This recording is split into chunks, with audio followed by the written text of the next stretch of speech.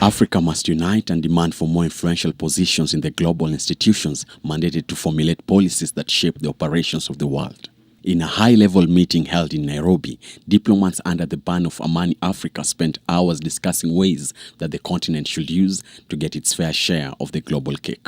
Kenya was clear that continued reliance on the current multilateral systems is not an option for Africa. At that point in time, the fundamental issues centered around sovereignty over natural resources. The question around for how long will countries that are richly endowed wallow in poverty because their natural capital is being mined and exported and processed elsewhere. The PS also weighed in on the new front of climate injustice that has seen Africa bear the brunt of a phenomenon it least contributes to. The financial crisis that has crippled many economies, particularly those within our world. We are just emerging from a health pandemic. And most fundamentally, we are dealing with, for the first time, what we would call a climate cataclysm. The call to reform the multilateral system must therefore be seen as arising from the concern over the inability and maybe unwillingness of global governance institutions to respond to the dilemmas of contemporary context.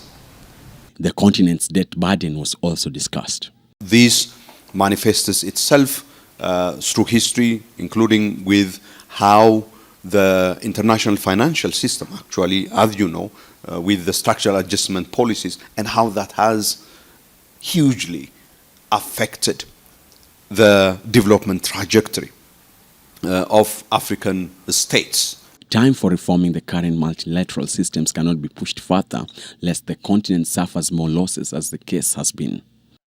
And I think it's really time that the current Security Council's configuration is way, way old, and hence the need of reforming it.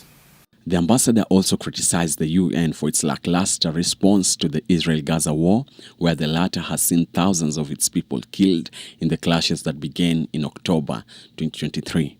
Look at what is currently going on in Gaza and the response to it.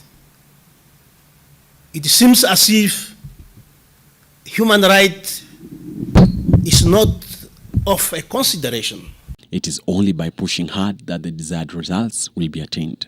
In a situation of crisis such as we are in globally, it is possible that opportunities will emerge, and even those actors who ordinarily would not budge, given the weight of the crisis, they might budge. Steve Otieno, NTV. Particularly active in